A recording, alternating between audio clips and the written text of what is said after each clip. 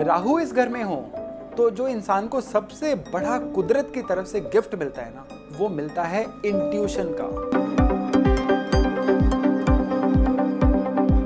राहु तीसरे घर में किस तरह के परिवर्तन लेके आते हैं हमारे जीवन में, हमारे रहन सहन में, हमारे धन दौलत में, ये सभी चीजों की चर्चा आज के वीडियो में हम करने वाले हैं। और साथ में ये चर्चा करेंगे कि इस राहु के उपाय किस तरह से किए जा सकते हैं और क्या क्या उपाय किए जा सकते हैं। नमस्कार, मेरा नाम है योगेश शर्मा। स्वागत है आपका happy life with Yogesh Sharma. Rahu third house में हो तो कहा जाता है कि अब ये जो राहु है ना, ये उच्च का बिहेव करते हैं। उच्च का बिहेव मतलब अब राहु अपनी बेस्ट फॉर्म में होते हैं। ये राहु वाले जो हैं, इनके दुश्मन कहा जाता है, इनके आगे टिक ही नहीं पाते। इनके शब्दों का चुनाव ही इस तरह से होता है कि इनकी वाणी में इतनी बुलंदी होती है, इनकी वाणी में इतना ज्यादा एज होता है कि कोई भी विरोधी इनके आगे टिक ही नहीं पाता। अब ये ऑफिशियल वर्क में हो तो इनकी मेल में या इनकी कलम में इतनी ताकत हो जाती है कि ये उसी से ही तलवार का काम लेते हैं। देखिए, तीसरे घर में एनर्जी होती है बुध की और मंगल की, और अगर बर्थ चार्ट में बुध और मंगल सही हो तो फिर तो ये राहु अपनी बेस्ट पे होते हैं। लेकिन अगर बुध और मंगल खराब हो जाएं तो फिर इस राहु के रिजल्ट्स में भी कहीं ना कहीं बहुत कमी आ जाती है। तो तीसरे घर के राहु अच्छे हैं या बुरे, एक तो बुध और मंगल की पोजीशन से पता लगेगा और पता लगेगा शनि की पोजीशन से। क्यों? क्योंकि राहु जो हैं खुद शनि की ही एक्सटेंशन होते हैं। ये राहु तीसरे घर में अकेले हों फिर तो बहुत बढ़िया, लेकिन यही राहु अगर तीसरे घर में अन्य ग्रहों के साथ हो जाएं तो सबसे पहले ये बलि लेते हैं केतु की। किस तरह से? अब बर्थ चार्ट में केतु के रिजल्ट बहुत खराब हो जाते हैं। बर्थ चार्ट में केतु के रिजल्ट खराब होने की वजह से उस इंसान के या तो नर संतान पैदा नहीं होती, या अगर बेटा पैदा हो जाए तो उसके बारे में लगातार दिक्कतें चलती रहती हैं, और ये दिक्कतें 34 साल की उम्र तक जारी रहती हैं। यानी मोटे तौर पर यह देखा गया है कि राहु तीसरे घर में हों और बाकी ग्रहों के साथ हों तो इनके जो नर संतान है वो 34 साल की उम्र के ज्यादातर बाद ही पैदा होती है। यहाँ पे राहु होने से इंसान को लिवर की दिक्कतें, डाइजेशन सिस्टम की, मेटाबॉलिज्म से संबंधित दिक्कतें काफी ज्यादा देखने को मिलती हैं। तीसरे घर के राहु की एक बहुत बड़ी निशानी होती है कि इंसान की बाजू पे किसी ना किसी तिल का या मस्से का निशान जरूर होता है। ये मैं जस्ट इसलिए कह रहा हूं कि कई बार डेट ऑफ बर्थ या टाइम की कंफ्यूजन की वजह से ये कंफर्म नहीं हो पाता है कि राहु दूसरे घर में है या तीसरे घर में है।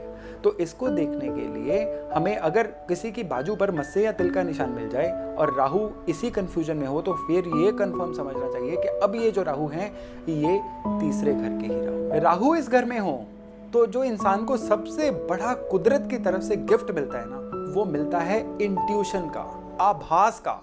इन लोगों की जो आभास शक्ति होती है ये बहुत ही बुलंद होती है। आने वाली चीजों की आहट इनको सपनों के थ्रू हो जाती है। एकदम से इनके मुंह से कुछ आने वाली चीजों के बारे में निकल ही ऐसा जाता है जो इनको खुद को नहीं पता होता कि इनके मुंह से निकल भी कैसे गया। यानी अकेला राहु थर्ड हाउस में हो तो इस इंसान को एक अच्छी इंट्यूशन या एक अच्छी आभास शक्ति जो है वो देता है। लेकिन यहाँ पे इस राहु की एक और दिक्कत होती है कि इनको अपने भाइयों की तरफ से पैसे की, प्रॉपर्टी की कुछ परेशानियां देखनी पड़ती हैं। या तो इनके भाई जो हैं वो कुछ पैसे की या प्रॉपर्टी की मैनिपुलेशन कर देते हैं, या कुछ परिस्थितियां ऐसी बनती हैं कि इनको भाइयों की वजह से पैसा या प्रॉपर्टी सेक्रीफाइस करनी भी पड़ जाती है। राहु थर्ड हाउस में हो और इन लोगों ने अपने घर में आइवरी यानी हाथी दांत की बनी हुई कोई भी चीज रखी हो तो अब ये चीज जो है दुर्भाग्य को लेकर आएगी। अब यहाँ पे राहु बहुत विषैले हो जाएंगे। अब जो चीजों का उतार चढ़ाव है काफी ज्यादा बढ़ जाएगा। तो राहु थर्ड हाउस में हो, कभी भी घर में हाथी दांत की बनी हुई चीजें कभी नहीं रखनी चाहिए। राहु के थर्ड हाउस में खराब होने की एक और बहुत बड़ी निशानी होती है कि उस इंसान की जुबान जो है वो अटकनी, हकलानी या थतलानी शुरू हो जाती है। उनको स्टैमरिंग की प्रॉब्लम भी कई बार देखी गई है। तो अगर राहु थर्ड हाउस में हो और वाणी जो है अपना पूरा साथ ना दे, शब्दों का चुनाव सही ना हो पाए, या जुबान जो है किन्हीं शब्दों पे आके अटक जाए, तो इसका मतलब है अब ये जो राहु हैं काफी खराब रिजल्ट दे रहे हैं। ये राहु जब खराब रिजल्ट देंगे, जैसा मैंने अभी आपको बताया कि भाइयों की तरफ से पैसे की प्रॉब्लम हो सकती है, या मुंह से वाणी इस तरह की गलत निकल सकती है जिसकी वजह से लोगों के साथ संबंध जो है वो बिगड़ने शुरू हो जाए। अगर इस तरह की दिक्कतें आ रही हैं तो फिर हमें इस राहु के उपाय जरूर करने चाहिए।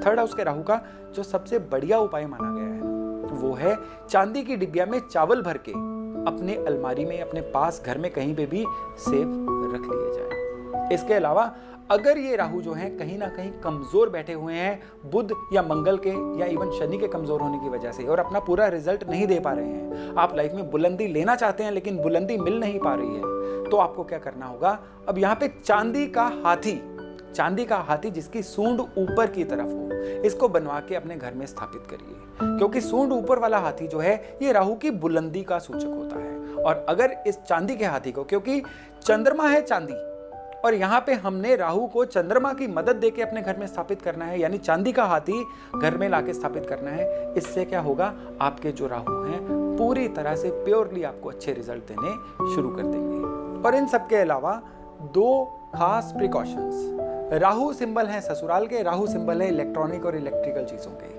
ससुराल से संबंध खराब ना करें, इससे राहु का बिगड़ना बचाया जा सकता है। और इसके अलावा घर पे पुरानी खराब इलेक्ट्रॉनिक इलेक्ट्रिकल की खराब चीजें ना रखें। वास्तु में तीसरा घर जो है साउथ की दिशा है, तो साउथ की दिशा में अगर बंद घड़ियां या खराब इलेक्ट्रॉनिक इलेक्ट्रिकल सामान पड़ा होगा तो फिर ये जो राहु है इसको स्पॉइल होने से कोई रोक नहीं सकता। तो इन प्रिकॉशंस को फॉलो करिए। अगर राहु खराब है तो उसका जो उपाय बताया गया है उसको जरूर फॉलो करिए। और इसके साथ साथ कमेंट करके मुझे जरूर बताइए कि अगर तीसरे घर में राहु है और जो मैंने आपको सिम्टम्स बताए हैं उनमें से कितने सिम्टम्स जो हैं आपके लाइफ के साथ मैच कर रहे हैं।